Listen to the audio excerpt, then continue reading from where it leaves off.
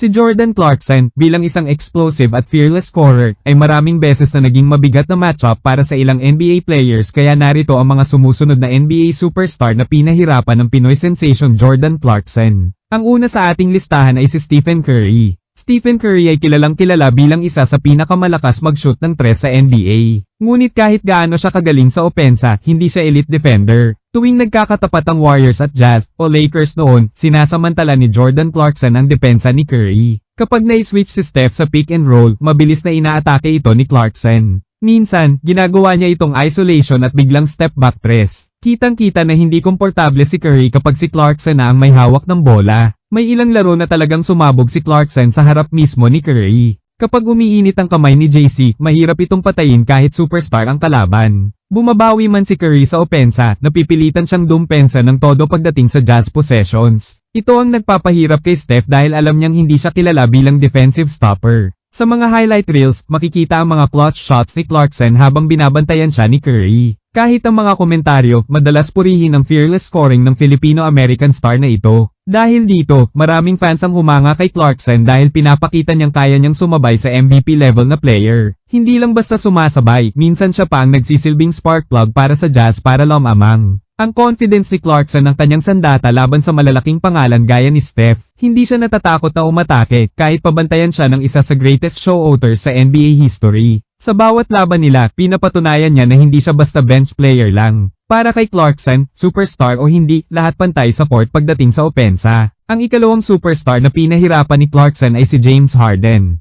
Si James Harden ay dating MVP at kilala bilang isa sa pinaka-deadly na scorer sa liga. Pero kahit ganoon siya kagaling sa opensa, madalas siyang targetin sa depensa. Alam ito ni Jordan Clarkson kaya tuwing magkatapat sila, sinasamantala niya ang kahinaan ni Harden sa pagbabantay. Kapag na-switch si Harden sa pick and roll, diretso ang atake ni JC. Madalas siyang gumagamit ng crossover at hesitation moves para maiwan si Harden. Nakikita sa mga laro na nahihirapan si Harden sumabay sa bilis ni Clarkson. Minsan, nakakakuha pa si Clarkson ng end-one plays habang si Harden ang bantay. Makikita rin na umiinit lalo si JC kapag alam niyang mismatch si Harden sa harap niya. Kaya kahit bumomba si Harden ng 3 sa kabilang court, bumabalik si Clarkson na may sariling version ng big shot. Naging trademark na ni Clarkson ang fearless scoring kahit sinong superstar ang nakaharap. Tuwing Jazz kontra Rockets noon, inaabangan talaga ng fans kung paano titirahin ni Clarkson ang weak defense ni Harden. Ipinapakita lang nito na si JC ay walang takot, superstar man o role player ang kaharap. Sa opensa, magka-level man sila ni Harden sa scoring run, pero sa depensa, laging lamang si Clarkson. Hindi lang ito once o twice nangyari, maraming beses niya nang pinahirapan si Harden. Kahit magpalit ng team si Harden, dala pa rin niya ang reputation na weak defender na paborito ni Clarkson. Ito ang dahilan kung bakit kumpiyansa ang coaching staff ng Jazz na bigyan si JC ng green light. Alam nilang kaya niyang bamuutas ng depensa kahit MVP caliber pa ang kalaban. Sa dulo, naging isa sa paborito niyang pinahirapan sa court si James Harden. Ang ikatlo ay si Luka Doncic. Si Luka Doncic ay isa sa pinakabatang superstars na mabilis sumikat sa NBA. Kilala siya sa pagiging crafty scorer at playmaker, pero hindi ganoon katibay ang depensa niya. Alam ito ni Jordan Clarkson, kaya sinasamantala niya ang kahinaan ni Luka kapag nagkakatapat sila. Kapag na-isolation play si Clarkson, hirap sumabay si Luka sa bilis niya. Minsan, biglang step back tres ang binibitawan ni JC habang nakatayo lang si Luka. Dahil dito, napipilitang mag-double team ang Mavs para lang mapigilan siya. Sa ilang laban, nakikita na pareho silang scorer pero lamang si Clarkson pagdating sa quick moves. Habang si Luka ay mahilig mag-post up at playmaking, si JC naman ay direct attack at instant buckets. Dahil dito, napapagod si Luka hindi lang sa opensa kundi pati sa pagbabantay. May mga highlights si Clarkson na game-changing press habang nakabantay si Doncic. Tuwing may momentum ang Jazz, madalas kasama si JC sa scoring burst. Kaya naman respetado siya bilang spark plug na kayang pahirapan ng kahit sino. Naging crucial sa rivalry ng Jazz at Mavs ang performance ni Clarkson. Tuwing playoff at crucial games, inaasahan siyang mag-deliver lalo na kapag mainit si Luka.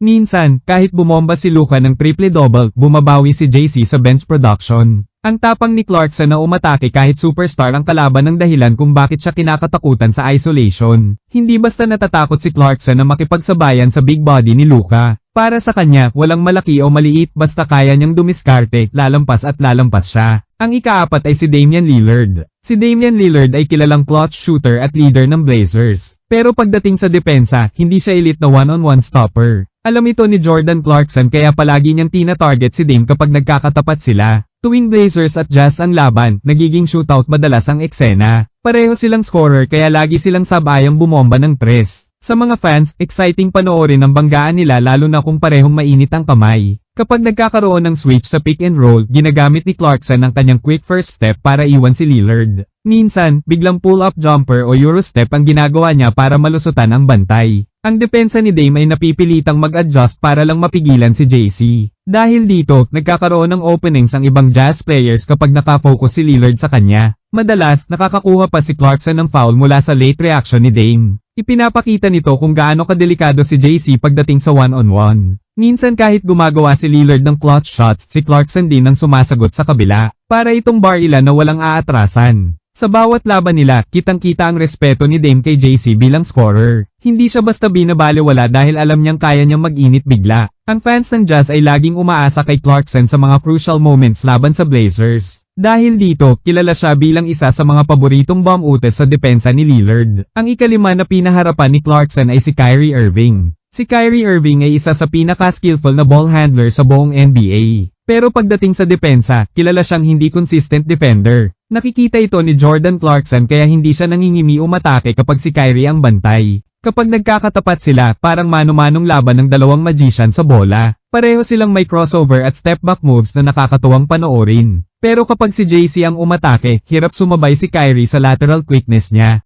Maraming highlight si Clarkson na step-back jumper sa harap ni Kyrie. Minsan, biglang drive tapos layop na hindi na mahabol ng superstar guard. Ang problema ni Kyrie ay hindi niya kayang bantayan si JC ng buong possession lalo na pagpagod na sa opensa. Dahil dito, may opening si Clarkson para magpakitang gilas sa crucial moments. Tuwing nagkakalaban sila, palaging inaabangan ng fans kung sino ang unang magpapahiya sa kabila. Pero madalas, si JC ang nakakalamang sa one-on-one situation. Hindi lang sa isolation malakas si Clarkson laban kay Kyrie. Minsan, kahit double team pa ay nakakagawa siya ng paraan para makapuntos. Ang confidence ni JC ay walang kapantay, kaya niyang sumabay kahit anong superstar ang kaharap. Kaya naman, kapag biglang sumabog ang shooting niya, mahirap pigilan kahit si Kyrie pa ang magbantay. Dahil dito, pinatunayan ni Clarkson na hindi lang siya basta bench scorer kundi certified superstar slayer. Sa bawat laro nila, isa si Kyrie sa madalas niyang pinahirapan sa court. At panghuli sa lista na pinahirapan ni Clarkson ay ang point guard na si Chris Paul. Si Chris Paul ay isa sa pinakamahusay na point guard sa kasaysayan ng NBA. Kilala siya sa matalinong depensa at magaling mangbasa ng galaw ng kalaban. Pero kahit gaano siya kabeterano, naranasan din niyang pahirapan ni Jordan Clarkson.